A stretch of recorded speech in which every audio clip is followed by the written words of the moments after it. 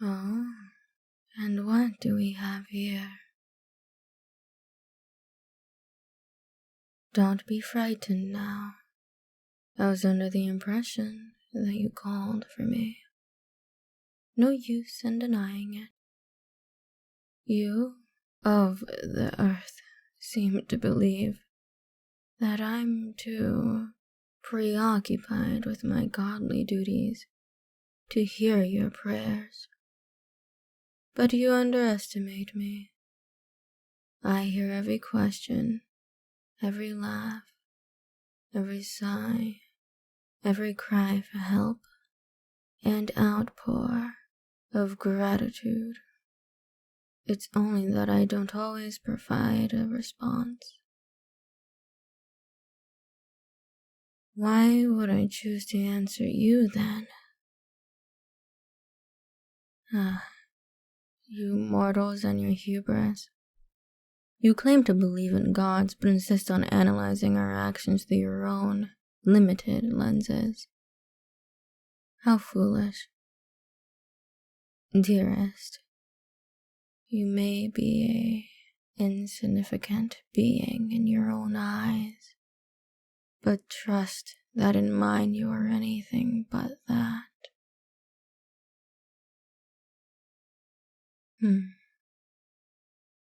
There you go again, applying your mortal viewpoint to everything. Though I'll admit, it's rather endearing. You ask why I've never came to you before, but I have always come when you most needed me. The time you fell into a river and almost drowned, I was the current that bore you to shore. The dragon that attacked your home, I was the arrow that pierced true when you shot at the beast. The fever that almost took your life last winter, I was the traveling apothecary who stopped by to treat you. Whenever you need something, it's rarely truly out of your reach. Have you never stopped to consider that? Of course, you may have your suspicions, but you've got a cunning mind, dearest. For all I make fun of you so. Think about it. What have your priests always preached to you? What does your church teach you about me? They say that I am the god of a distant past, the one who abandoned your people as punishment for their sins. All that is true, but not in the way they think. Your kingdom is corrupt and immoral. It has lost itself in power and wealth. And it has also lost all the small virtues that I value in humans. Your capacity for kindness, your appreciation for humble pleasures, your potential for growth. I do not visit the place unless it is for few who still possess these traits. The few I still care for and wish to protect. I do not linger within these accursed walls. I provide assistance and then I leave. That has always been my way. But I heard you call to me just now. The church's desperation knows no bounds, it seems.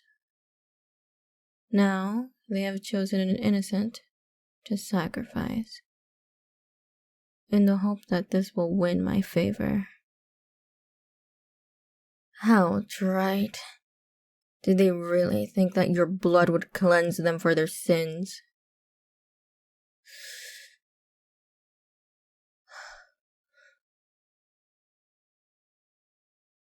Hush. Don't be frightened, dearest.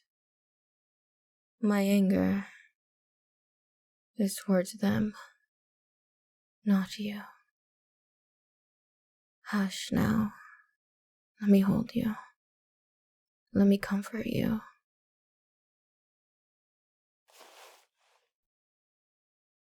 You have no clue how I watch over you. And the church intended to kill you in my name. Yet, you still called to me in your hour of need. Funny little thing you are. Now you want to know why I care for you in the first place. Full of questions today, aren't we? Even in the face of death. Let's put that curious mind of yours to use. I was the current in the water, the arrow to your quiver, the healer at your bedside, the hundreds of coincidences that have guarded you from harm. What other form have I taken? What other mask have I worn? Can you guess?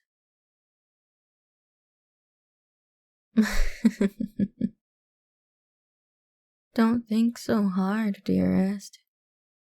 You'll put a permanent furrow in that pretty brow of yours, and there's really no need for that.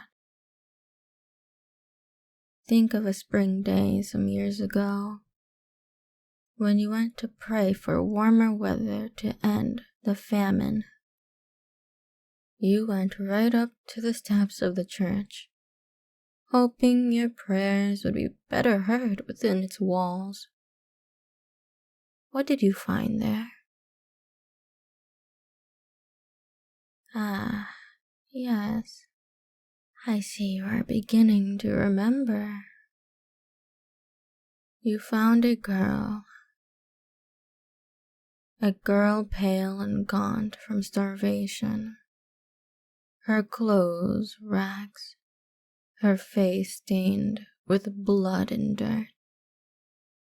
She was lying at the great iron doors of the church, and a priest was beating her for defiling the godly grounds with her filthy, mortal blood. You pleaded with the priest. You held onto his robes and begged him to show mercy. The girl might as well have been dead at that point. But still you fought for her life. You took her home and treated her wounds. Fed her what little food you had to spare. But the next morning, you found she was gone. Or well, you see now that she wasn't quite gone. She stands before you right now. I was the current, the arrow, the healer. And I was the life you chose to save. I'll admit that fiasco with the priest was a test on my part. A little experiment to see whether human kindness still exists in this corner of the world. A touch manipulative, perhaps, but you'll have to forgive me. It comes with being a deity. I wasn't expecting anyone to go to the lengths you did. Do you understand a little better now, dearest? You came to me in my hour of need. I offer guidance and protection to all who have earned it, but you have always been special in this regard. I have moved the course of fate itself for you more times than I can count, and I treasure you more deeply than you will ever know, and I regret none of it. Hush. You never needed to earn anything of mine.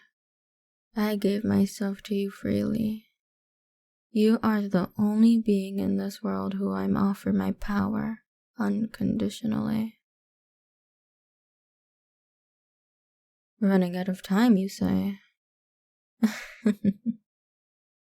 Dearest, you are under the protection of a god.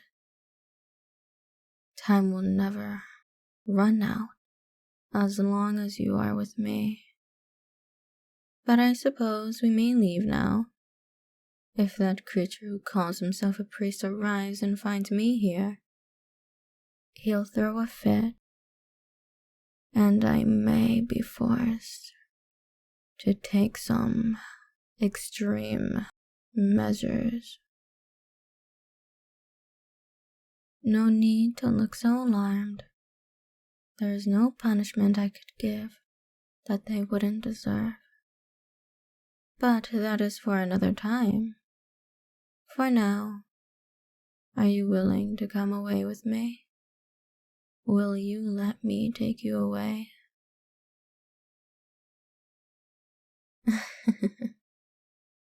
What a wise answer.